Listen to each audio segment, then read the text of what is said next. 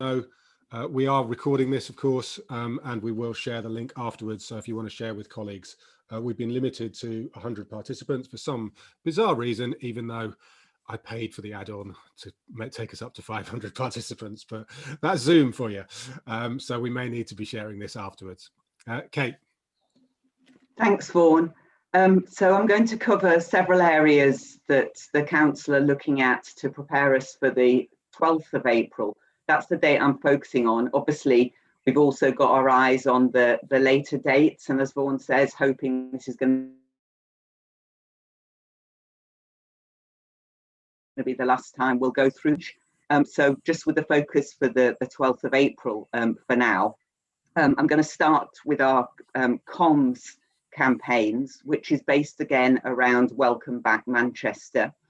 The aim is to deliver that welcome campaign, to provide reassurance and public health messages, trying to get that balance between encouraging people back but making sure it's safe, and obviously following government guidance, and then also an aim of providing a toolkit of comms assets that can be used by partners and businesses.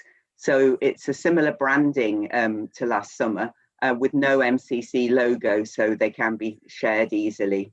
As far as outdoors goes, we'll be using digital screens, lamppost banners, that sort of thing, and the digital will change to a separate nighttime focus in the evening. Social media, we've got a range of positive case studies of what different businesses are doing to open safely, so those will be being put up. And then we've got a dedicated website, Welcome Back Manchester, which is going to be a live and changing website that will have updates and resources for businesses. Obviously, we'll be doing media releases, and there's a weekly email newsletter. We're also linked in with partner campaigns, such as the United City free phone business helpline about reopening safely, the Manchester Flower Show, the Find Your Space campaign, and amplifying the messages from key partners such as Transport for Greater Manchester and GMP. So in a nutshell, that's what we're doing with comms. Moving on to sort of on the ground, we'll be keeping the COVID marshals that many of you who've been into the city centre will have seen both last summer and currently. Will be increasing their numbers and the hours that they operate. During the day, there'll be a focus on Market Street and the heavy footfall or pinch areas, and their role is to maintain social distancing to assist with any problems that occur. So they're linked in to GMP, to store security, and to other council teams such as the antisocial behaviour team, because the COVID marshals themselves don't have any actual powers. So they are now well practiced in bringing in people who can deal with that should that be needed. But they're very much a reassuring presence, and they know when to escalate things. Next topic, toilets. It's been an issue, of course, that there aren't public conveniences available currently other than in the Arndale. And so we are going to be installing 4 different sites. Each will have 5 loos, and they'll be marshalled and cleaned on a regular, I'm not quite sure how often. I think we're looking at an hourly rota for that, but we'll with lots of these things, it'll be a question of trying out what works and then adjusting. They'll be closed at night because in the nighttime economy, all the open bars and cafes and so on, their customers will be able to access their indoor facilities. So I can't give you the detail of where those sites are going to be. We're still working on it, but they'll be focused in the city centre in the heavy footfall areas, and also with a view to connecting to where transport hubs are. Then moving on to what advice we're doing at the moment about opening safely. Our environmental health teams and the licensing compliance teams are working with individual businesses, particularly ones that we know struggled previously to open safely, and very much along the lines of supporting businesses to be able to open successfully. However, once we get going, if people do not comply, then obviously enforcement measures will be taken. We'll have a lot of teams in the city centre. Our licensing and out of hours teams will be out till 2 a.m. Also the antisocial behaviour team, who will be working closely with the street engagement team, which I know Zac will talk more about. But we've been thinking particularly about the strong likelihood of an increase in the number of people coming into the city centre begging, and the colleagues in street engagement team, antisocial behaviour team and rough sleeping team will be trying to nip that in the bud, particularly where we know the individuals concerned and know that they actually are accommodated. And that message will be going out strongly amongst that community and with our partners who work supporting people who are moving out of rough sleeping. Cleansing bins, we've got going to be having additional bins in the city centre. We're going to be keeping a watchful eye really on on response to where there are problems with increased litter, etc. There can be a particular challenge where we've got large groups of people that our operatives can't get in to safely remove litter, but we're doing what we can to address that, very much with the view that we want the city centre to be looking as good as it can to encourage people in and for them to feel safe. So moving on to think about hospitality and the amount of that can open on the 12th of April. So obviously that's limited to being outdoors. We've got an increased demand for outside space currently compared to last year, but most of what was in last year will be repeated. But we've also got some new locations, and each location, whether it's one that we used last year or a new one, has had an individual assessment by a range of colleagues from GMP, from licensing, from highways, and also specifically from the GMP counterterrorism security team. And their views tell us what we need to do in terms of the security measures that have to be put in to mitigate against any potential hostile vehicles or other risks. And that means that unfortunately some requests have had to be turned down because we cannot make it safe for people to be sat outside. We are, I think, able to make arrangements for most of the requests, and those are being worked through currently with the measures, whether they're the attractive concrete blocks or the striking rhino barriers, are going to be going in on the 10th and 11th, so prior to the opening on the 12th. We've had multiple requests from individual businesses wanting to, of course, do their best to maximise trade opportunities along the lines of installing pergolas, marquees, all sorts of different things. And the guidance, Vaughan referenced the FAQs, so that's either gone out today or is imminent, doesn't allow for that. However, we are wanting to take a view that supports businesses as much as possible. So I'm seeking further guidance from our executive members responsible for what we do in the city centre about whether they want to make any different decisions. And this is the same people who made the decision to waive the pavement application fees, which Vaughan described as free. Well, at the moment they're free, but that's because we're, as I say, waiving that cost. There will be marshals around in the key areas that are being active in the nighttime economy, particularly with a focus on linking with GMP and other colleagues where we think particularly there'll be issues to do with perhaps begging, that sort of thing. And we'll be running regular reports, sit reps throughout the opening period so that we can respond fast to any unforeseen issues. So that's a quick whip through the main headlines of what we're doing for the 12th of April.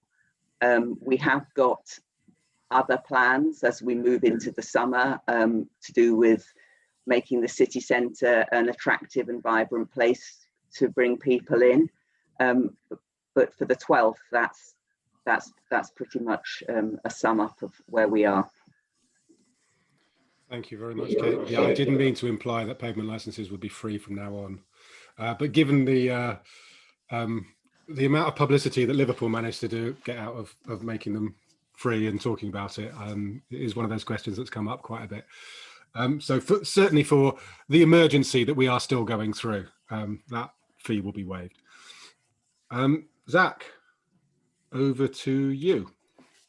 Yeah, morning everybody. For those that don't know me, I'm Zac Fraser. I'm the superintendent for the city centre, Greater Manchester Police. Apologies, I'm not in my office or in my uniform. I did consider wearing my uniform, but then I thought you might just look at me like a weirdo that sits in my own house wearing my uniform. I don't do that.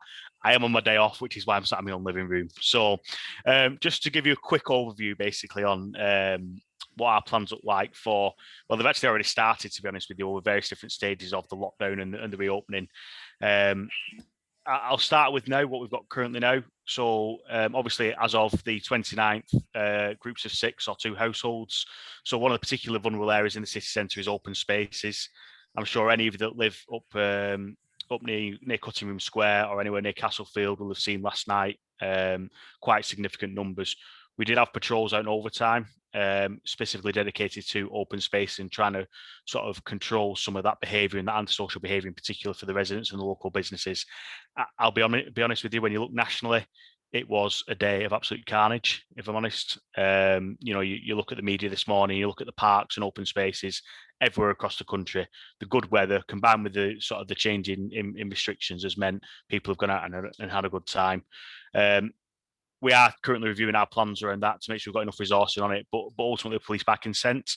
And if we get to a certain place and there's 1,000 people there that are drinking or chatting in small groups, there is very little we can do other than start using antisocial behaviour legislation, which I don't think will go in our favour in terms of the public sort of the public spirit. So we monitor it very carefully. And for those that were affected last night, we are here for you and we'll do whatever we can, but we are limited in terms of resource and powers.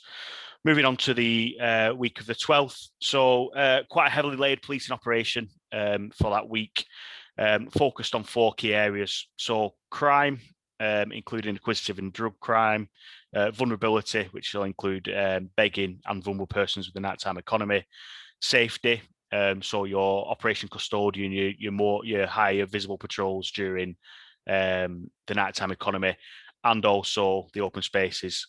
And then in addition to what Kate's already said around the CT risk assessment, to make sure that actually the city centre is a safe space for people to enjoy themselves, eat, drink outside, etc. And the final part of the plan is around business support. So by that, I mean our licensing team, and I've got a dedicated retail operation in place for the daytime economy.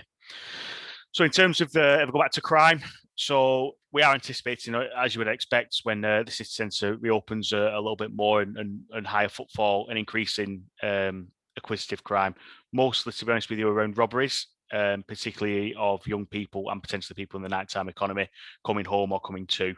That isn't something that's new. That is what used to be business as usual. Obviously, through lockdown, we've seen quite a significant reduction. We are working to try and keep hold of some of that ground that we've taken. So we've got Operation Valiant, which some of you may have heard of or seen in the media. They will be out all week doing plainclothes operations across the city centre, proactively trying to target either known robbery offenders or responding immediately to any incident and any reports that we have.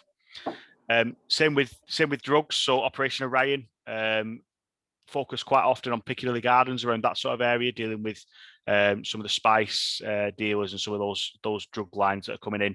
We've widened the operation for the reopening, so it will include a lot of the areas that'll be sort of reopening more vibrantly with the nighttime economy. So particularly around the northern quarter, up into Ancoats, down into the village.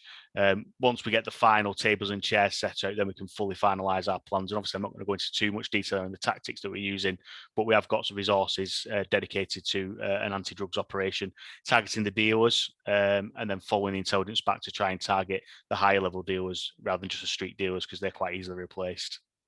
In terms of vulnerability, obviously the city centre, we have a significant number of vulnerable people that are rough sleeping, street sleeping, and quite often found begging.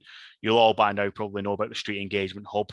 So the Street Engagement Hub is going to be open on Tuesday and Thursday at the Muster Tree during the day, but the Street Engagement team, which is a mixture of the police officers, the council's antisocial behaviour team, and some of the rough sleeping team, will be out every single day into the late evening, specifically targeting people that are begging, especially around the nighttime economy. So if people are coming up to tables and chairs where your customers are sat, etc., please just ring it in and make sure that we're aware, so that we can target those people and make sure they get the support that they need, and we can try and divert some of that activity and reduce it that way.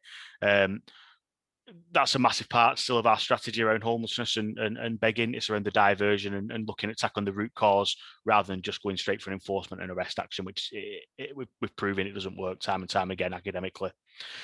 We've also got Operation Mantle running. So Operation Mantle is a dedicated team that are trained around spotting signs of vulnerability, particularly following drink or drugs in the nighttime economy. They will be out in plain clothes and probably speaking to some of your team, some of your staff, and also looking for certain people that are demonstrating certain traits, which makes us believe that they could potentially be a victim of an offence within that evening or in the future, and either making sure they get home safe or working with partners to make sure they can get them home safe. Again, I don't want to go too much into tactics because we don't want to reveal too much, but it's something we've been working on really closely with our public protection unit, particularly trying to target sexual offences in the nighttime economy, unfortunately leading to rapes. So really trying to proactively and preemptively target certain things that we've identified as a common theme within some of those offences from the city centre, which actually often happen outside the city centre in the home addresses or in hotels, etc. Safety overall. So Kate's already touched on the fact that we've had our counter-terrorism security advisors around the city for the past few weeks, essentially drawing up plans and analysing what measures we need to put in play to ensure or at least mitigate some elements of risk around a terrorist attack. That isn't to say that there's any specific intelligence. Obviously, the current terrorism threat level is still where it is, and it remains so nationally. What we want to do is make sure that actually Manchester as a city centre is as safe as possible and that people feel safe and comfortable coming into it. So it's really important that if there are preventative measures that we feel we can put in place to assist that, then we do so. Obviously, Kate's already highlighted that some of them actually, depending on the location, are impractical is probably the best way of putting it, without absolutely extraordinary amounts of expense, and that's unfortunately just an assessment we have to make. So if your premises are in one of them areas, I do apologise, but I'm not willing to compromise on people's safety, and I think that's a really important message for everybody. We will have, for those that know, the weekend nighttime economy operation custodian. So that is essentially high visibility policing in key areas of the city centre as part of the nighttime economy. That is running all week. So that's running from Monday the 12th all the way through to the Sunday, with additional resources, additional officers on that. So you'll see quite a significant number of high visibility jackets out, standing in key locations, hotspot policing, that sort of tactic and approach. So absolutely, by all means, if you need them, approach them, ask them for assistance. They'll be more than happy to help. The final area that I'll cover is around business support. So business support comes in two guises for me.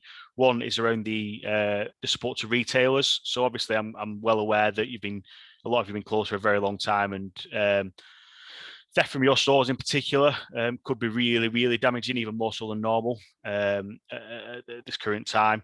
So I've put a dedicated team in just around supporting you as retailers, and that will come through a mixture of a couple of different tactics. One is hotspot patrolling of key areas based on the data that we have around theft from retail stores. And the other way is by targeting specific known offenders. So we've drawn up a list with CityCo using the BCRP to understand from CityCo's intelligence and our intelligence who are top 10 nominals are, and we are proactively, actually from this week, looking to target those offenders and really try and take them out of the game before the 12th. If they are still around on the 12th, if we don't have enough evidence for offences, etc., then we will be targeting those. I'm not going to say that we're going to turn up to every single shoplifting, because we just can't. There isn't the numbers. But what we will be doing is targeting those offenders. So if you know that you've had an offence committed by a specific offender, please make it known via CityCo, via the VCRP, and we'll look to do what we can to support you that way. The second part of the business support operation is around the licensing. So Kate's already touched on the fact that we're working with Manchester City Council licensing out of hours team. The licensing team will be on again from midday all the way through to 1 a.m. every single day, looking to support the businesses. Obviously, it's not the first time that we've done this reopening element. What I'm really looking for, if I'm honest with you, is the guidance and the rules are really clear on what's expected from the government. So seated service outside, etc. We will be fair to businesses, but I'm not going to stand for anybody that's blatantly sort of disregarding the rules, and we will look to use licensing powers if we have to. Sorry, if you're joining, can you go on mute, please? When you sign up to have access. Wow.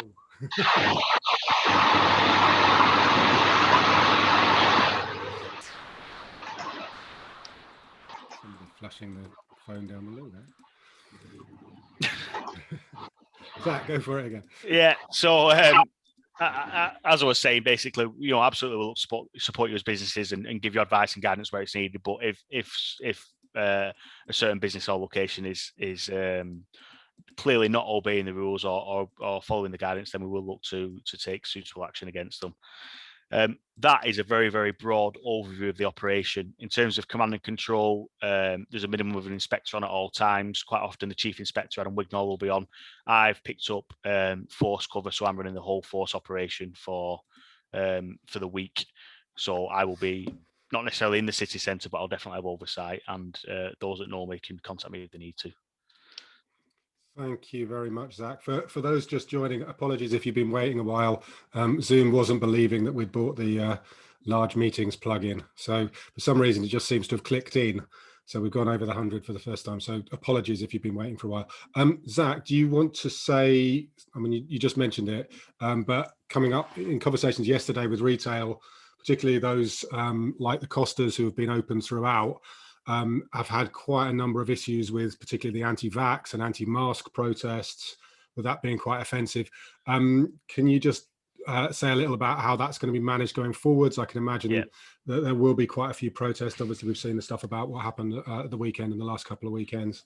Yeah, so obviously, for those that don't know, there was a change in regulations again on Monday just gone in relation to protests. So that is now in certain circumstances permittable, regardless of current restrictions around Rule 6, etc. So there is now the right to protest isn't the right thing to call it, but essentially for ease of understanding, the right to protest within COVID now exists again.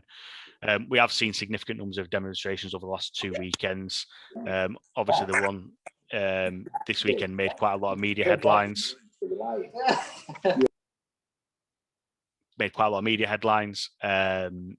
We're anticipating, and the intelligence suggests that we are going to continue to get demonstrations throughout. There is some intelligence that on the week of the 12th, and I know I've already linked it with Alex around this from CityCo, Extinction Rebellion may well come to Manchester as part of a national day of action, particularly around fashion retailers. So we are currently working through that intelligence. In terms of the structures and the policing response to that, we have 2 dedicated operations. One is Operation Harrington. That is our response to protests across GMP.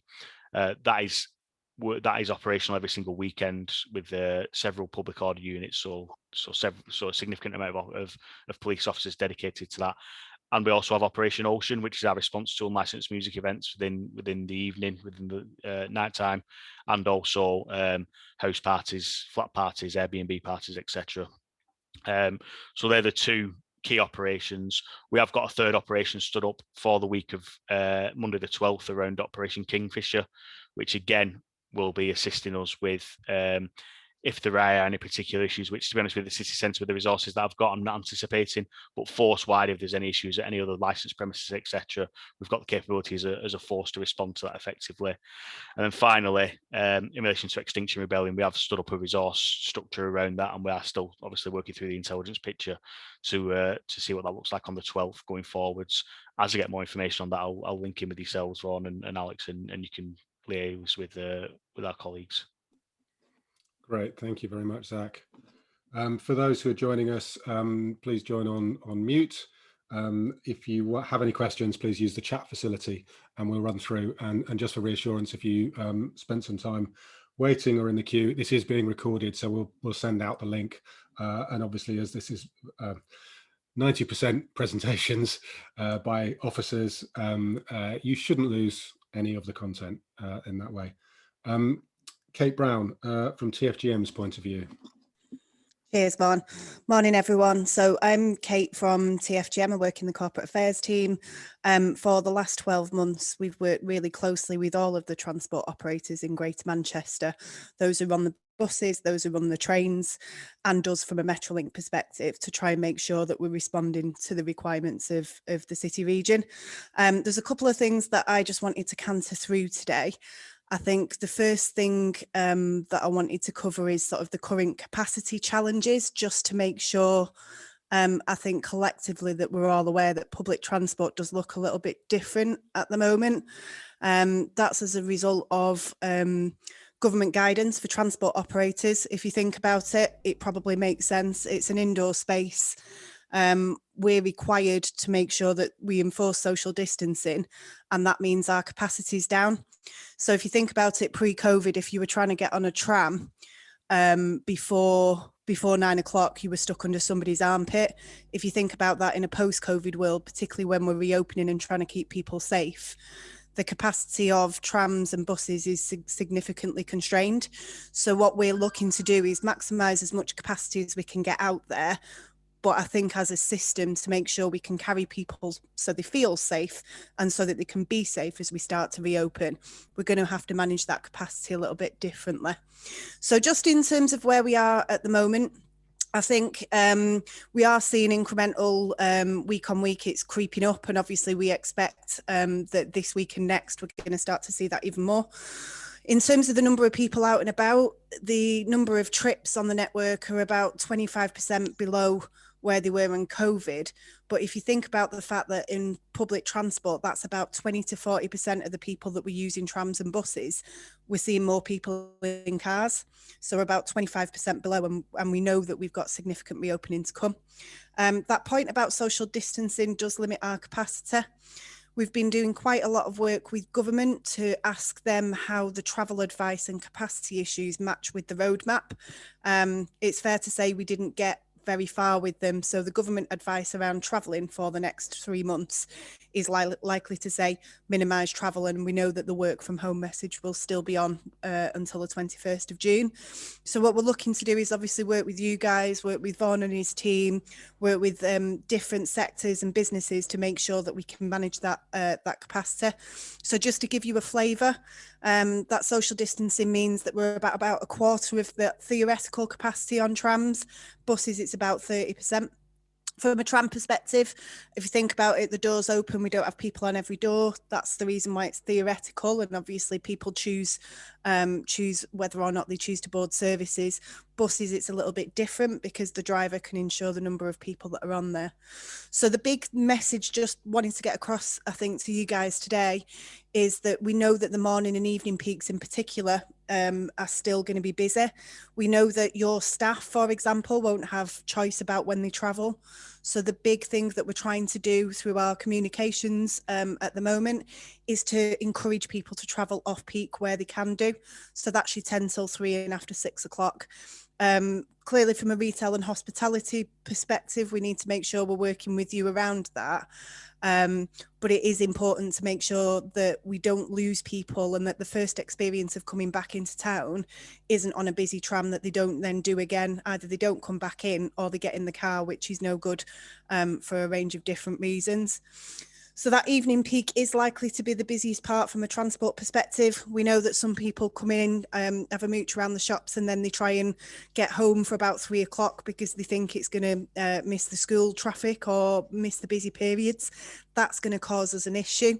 So what we're looking to do, like I say, principally is to make sure we're spreading that peak and getting people to travel at as many different times to make the best use of the capacity that we've got.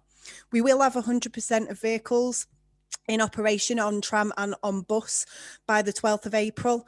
Certainly from a bus perspective, the operators are really going to be agile and moving around that capacity where they can do.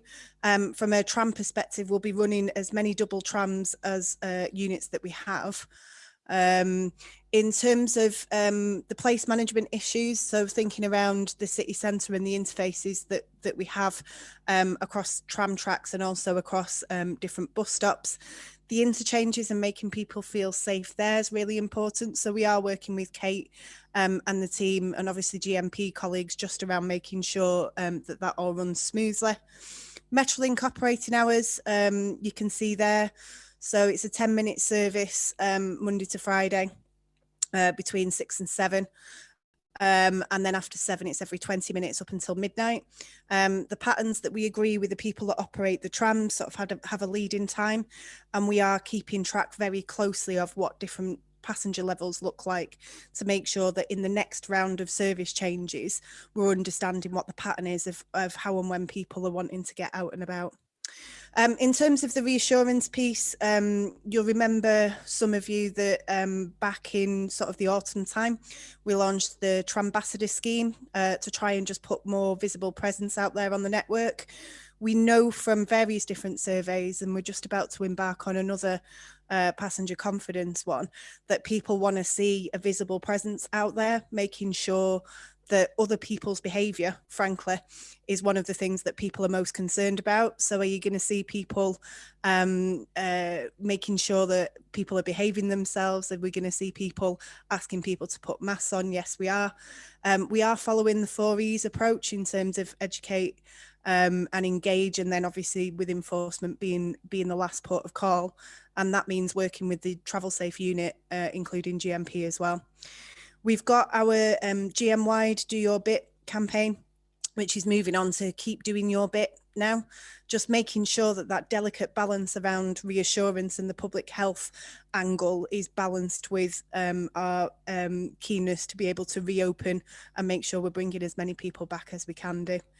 Over the last couple of months, you might have seen obviously a lot more reports in relation to ventilation, and that's featured quite a lot. Including over the weekend in terms of the public health advice. From a ventilation perspective, we've got some work that we're about to promote, which shows that the ventilation on trams, the in-house ventilation is really good, keeping windows open, visible cleaning, all of these things really to help people feel safe. In terms of flexible ticketing options, we know that people are going to travel differently. So trying to entice people with the Clipper offer that we launched just before COVID. Some of you who are as old as me will remember the old school Clipper cards. It's the same concept, which is 9 journeys for the price of 10. But we've extended the validity of that. So it was 28 days. We're now looking at 56 days, which means something in transport terms, 8 weeks. So that we're encouraging people, if you're not coming in all the time, maybe you want to do that. I don't know if it'll work for your staff as well. We've also got an early bird option for people who are getting in before 7, just to make the most of those earlier times before 7 o'clock to carry as many people as we can do. And that point again about spreading the peak, which if there's one thing that you go away with from me today, hopefully that will come across. In terms of Keep Doing Your Bit, you'll be familiar, I think, with in particular the yellow bit in the middle. So that was something that we've worked with GM partners around. And has featured on a load of media reports about GM infection rates, but there we are. We're refreshing that. We're looking at it in terms of that reassurance message. We're doing some sector-specific stuff, which we need to talk to Vaughan and Laura and the team, as well as MCC, about just making sure that we're getting across to people how you can get about for your journey safely. So if you're coming into town, have a think about when you travel. If you've got a choice, try and keep that peak capacity for those who have to travel at that time. We're looking to provide reassurance at this stage. We're not going big bang confidence. We can't go big bang confidence on public transport because the roadmap doesn't allow us the capacity to do so. Thinking about, ahead in the different stages of the roadmap, there will be a point at which we will be absolutely going around trying to get everybody on public transport that we can do. We're just not at that stage at the moment, and it could be counterproductive if we attract too many people back at the wrong times. And then managing that limited capacity, I think, as well, and switching to V-time and remode. So in terms of probably how we want to work with you guys, I think collectively, as much as you can do to help us to be able to make sure that we can carry people safely within that legally restricted capacity. We have got some comms packs that we're hoping to be able to engage with MCC colleagues to make sure it's part of welcome back as well. But critically would be really good to keep on getting the info and the intel just in terms of any travel issues. We meet weekly at the moment with the GM transport cell, so that's the bus operators, the train operators, the Metrolink operators, to understand what the patterns are looking like and what some of the challenges are. We then will use that information to be able to look at what we're doing and try and respond in real time. So keep on feeding that intelligence back if you can do. Please work with us to make sure that we can get this ecosystem working. As we welcome people back. And obviously, I think we all want the same thing, which is people feeling confident and happy and safe as they come back in. Thanks, Vaughan. Thank you very much, Kate. Did you also do Sean's bit, or does Sean? I did. You did? I did. Okay. Yeah. Sorry about that, Sean. You were probably all ready to go there as well. Are we able to share that presentation, Kate? Yeah, definitely. We'll get that round. Just looking briefly, there's just a quick question in the chat. If we're looking at the capacity of Metrolink, normal tram is 212 people. A tram under COVID, and I think Sean can correct me if I'm wrong, is about, go on, Sean, in fact, you remember. Yeah, it's around the 50 mark basically, so it's around a quarter of that capacity. Obviously, let's be honest, peak time on Ultragum line, for example, compared to what we're going to have in the weeks ahead, it's going to be very different. And just a couple of points I was just going to add really. It's going to be different for staff who need to travel at them times. I'll give a number out, which is our contact centre number, for people to get some reassurance and to plan the journey. Really keen to get that plan ahead message across. And that's 0161 244 1000. And we've got staff available 7 days a week there to advise not only staff, but obviously customers as well. So please do take that away. And there's a ton of information on tfgm.com to help with that planning journey piece. So please do go and check that out. Cool, thank you. We will do obviously a roundup afterwards where we're linking through to the video and we're linking through to all the presentations and all the other information. We'll do a link through to the FAQs that have come out around pavement licenses and so on. So there'll be a sort of single document coming out later today with all of that. Suzanne and or Lisa, is there anything from Manchester Arndale? Hi guys, yeah, just a few quick updates from our side. So I'm not sure if David's actually managed to dial in. So David, if you're there, feel free to jump in from our side. So in terms of, I haven't seen a David come up. I have been. No looking. David yet. Okay. Yeah, operationally, our capacity management will be back in place on our doors, and obviously all our social distancing and cleaning measures remain in place. We've done a signage refresh as well. So in terms of supporting on the face covering messaging and engagement, we've made sure that all the signage is up to date and ready for welcoming people back. We will have our internal comms for all our retailers. So on our Hive app, Suzanne, you can perhaps just talk a bit more through our sort of welcome back pack and what we'll cover in there. Kate's presentation, that will be really great to actually add into that as well, I think. So we'll update that before we circulate. I think those are the key points really. But yeah, if any of our retailers need any more information once that pack goes out in the Hive, then please get in touch. Suzanne, do you want to add a bit more? Yeah, hi. Sorry, I've just managed to get in on my phone, so sorry I'm not on camera. We will be setting up a new COVID button on the Hive app for next week. That'll just have, there'll be 3 forms that retailers need to complete before they reopen. So all the information on that will be there. We've also created a sort of a bit of a welcome back presentation, which just covers all the basics, what trading times, forms to complete, just reminders on social distancing, queue management, etc. I'll add some information on travelling into work. Obviously, you've just heard that today. There'll be an FAQ document on there with a lot of extra common questions that we've answered. But of course, just email the retail liaison team if you have any further queries. So yeah, I think that's it really. Sort of nearly ready to go. But like Lisa said, a lot of the measures are going to be the same as they were before. But just keep in touch if you have any questions. Excellent, thank you very much. We are pulling together as CityCo a document for the middle of next week, which is really trying to make sure that TFGM, the police, and obviously the City Council are aware of who is opening. I'm aware even within retail, some of the non-essential retail isn't going to be opening on the 12th, it's going to be opening a bit later.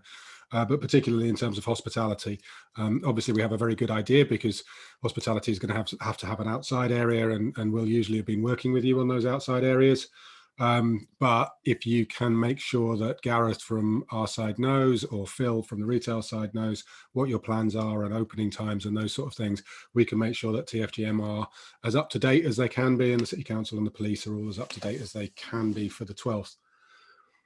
Are there any other questions?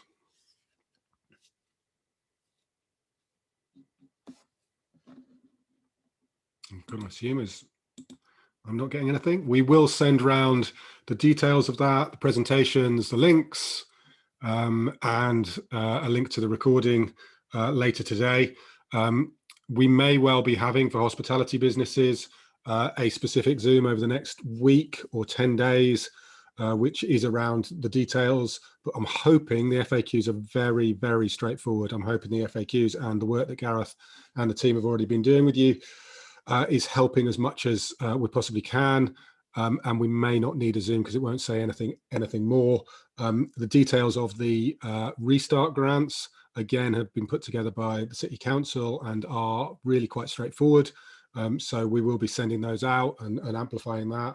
At the moment, I'm not seeing that there's going to be a need for a specific Zoom call about that because it is relatively straightforward. But obviously, if you have got any questions about it, please let us know and we can liaise with the City Council and then get back to you about those.